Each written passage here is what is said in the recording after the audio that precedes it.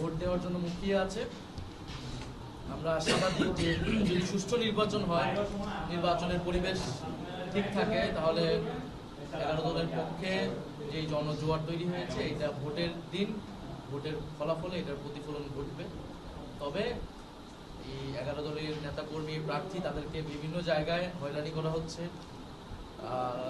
প্রচারণা কার্যক্রমে বাধা তৈরি করা হচ্ছে, ব্যানার ফেস্টুন সরিয়ে ফেলা হচ্ছে এবং এক ধরনের ভয়ের পরিবেশ তৈরি করা হচ্ছে, যাতে 12ই ফেব্রুয়ারি সাধারণ মানুষ, সাধারণ ভোটার যারা, তারা ভোট কেন্দ্রে আসতে ভয় পায়। তবে আমাদের কাছে ভোটাররা বলতেছে পরিস্থিতি যাই থাকুক না কেন তারা ভোট কেন্দ্রে আসবে এবং নিজেদের ভোট তারা যে কোনো মূল্যে এটা নিশ্চিত করবে এবার যাতে তারা ভোট দিতে পারে এবং তাদের পছন্দের মার্কাতেই তারা ভোট দিবে।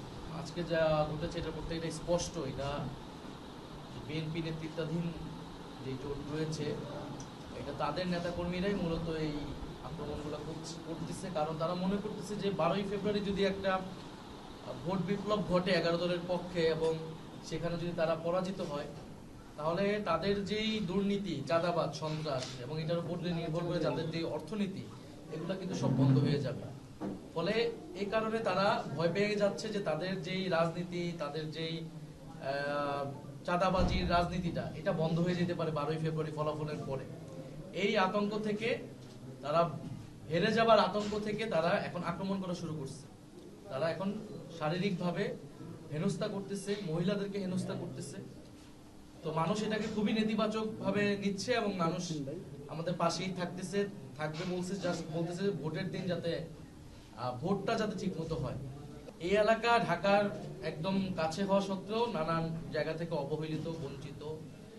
আমাদের এই এলাকায় কয়েকটি প্রায়োরিটি ইস্যু আছে। একটা হচ্ছে এখানকার যে জননিরাপত্তা এবং সুশাসন, এলাকায় যে চাঁদাবাজি, সিন্ডিকেট, মাদক কারবারি, কিশোর গ্যাং, এইটা জননিরাপত্তা না থাকার কারণে, আইন শৃঙ্খলা বাহিনী শক্তিশালী না থাকার কারণে, রাজনৈতিক প্রভাব থাকার কারণে এটার সুশাসন নিশ্চিত করা যায় না। ফলে এটা আমরা প্রথম প্রায়োরিটি দিব। দ্বিতীয়ত আমাদের এখানকার যে পরিকল্পিত একটা অবকাঠামো লাগবে।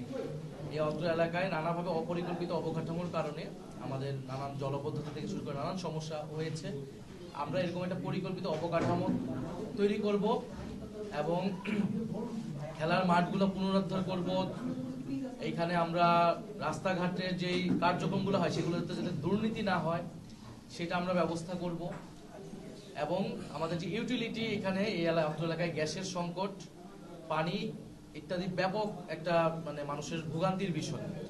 এবং দেখা গেছে সিলিন্ডার গ্যাস ব্যবহার করলো সেখানে সিন্ডিকেট করে সেটা দাম বৃদ্ধি করা হচ্ছে। তো এই বিষয়গুলোকে আমরা প্রায়োরিটি দিচ্ছি।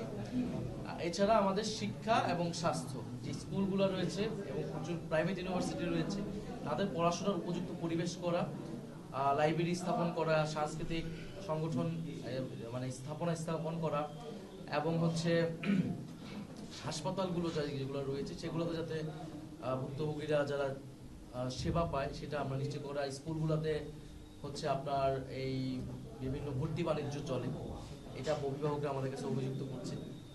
এই সমস্যাগুলোকে আমরা এরকম 5-7টা ব্রডার স্কেলে আমরা প্রতিশ্রুতি দিচ্ছি, আমাদের ইশতেহারে সেগুলো আছে।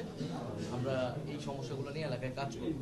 নির্বাচনের পরিবেশ তো আসলে ছিল, বা সবাই মিলে আমরা সেটার দিকে যাচ্ছিলাম, কিন্তু সেটাকে তো নানাভাবে নষ্ট করতেছে বিএনপির লোকজন। এবং এটা আমার এলাকা থেকে শুরু করে আরো সবগুলো এলাকা এখন আস্তে আস্তে কিন্তু এটা শারীরিক আক্রমণে, এতদিন কর্মীদেরকে হুমকি দিয়েছে, ব্যানার ফেস্টুন হয়তো ছিঁড়েছে, কিন্তু এখন কিন্তু সরাসরি প্রার্থীকে তারা আক্রমণ করতেছে। ফলে নির্বাচন, তাদের বিষয়টা হচ্ছে যে ছাত্র সংসদ নির্বাচনগুলো আপনারা দেখেছেন, অনেকগুলো ছাত্র সংসদ নির্বাচনে তারা কিন্তু শেষ মুহূর্তে ফলাফল মানতে চায় নাই, অথবা নির্বাচনের পরিবেশটাকে ভণ্ডুল করে দেওয়ার চেষ্টা করছে। এইরকম যখনই তারা দেখে তারা হেরে যাওয়ার সম্ভাবনা তৈরি হচ্ছে, তখন কিন্তু তারা নির্বাচন পরিবেশ নষ্ট করার চেষ্টা করে। এবারও তারা জাতীয় নির্বাচনও একই জিনিস করার চেষ্টা করতেছে এবং কিন্তু তারা ব্যর্থ হবে, এটাই আমরা মনে করতেছি। নিরাপত্তাহীনতা তো আছেই, এখন সরকার আমাদেরকে সহযোগিতা করতেছে নানাভাবে। এখন যদি রাজনৈতিক উদ্দেশ্য থাকে আক্রমণ করা, হত্যা, এটা তো আপনি শত নিরাপত্তা দিয়ে বন্ধ করতে পারবেন। আগে আমাদের নিরাপত্তা ঝুঁকি ছিল আওয়ামী লীগের কাছে, এখন এটা বিএনপির কাছে।